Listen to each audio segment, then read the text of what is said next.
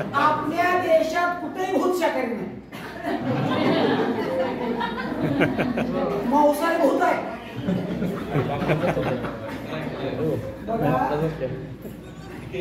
पहिलीच्या विद्यार्थ्यापासून 80 वर्षाच्या म्हाताऱ्याकडे जरी विचारलं तरी भूतात पाय उठते.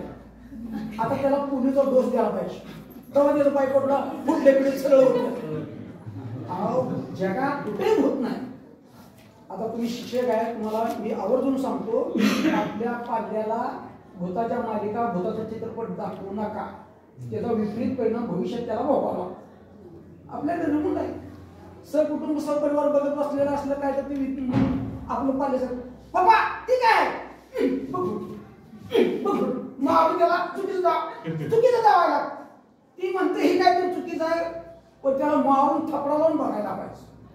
आपल्याकडे रिमोट आहे, बदला त्याला वेगळं जावं. पण आपल्यामुळंच भूत सगळ्याच्या डोक्यात आहे. आपल्याला लहानपणी आपल्या आजाजीनं आई वडिलांनी भूताच्या गोष्टी सांगितलेल्या आहेत.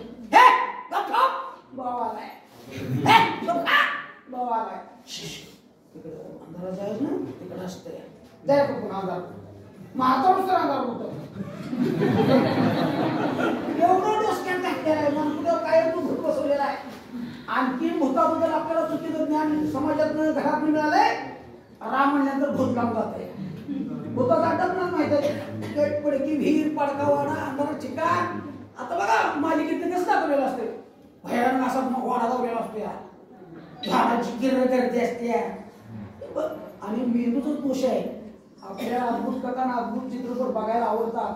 त्यामुळे एखादं लहान मुलं जर बघत असेल तर ती पिक्चर मालिका संपुष्ट उठत नाही.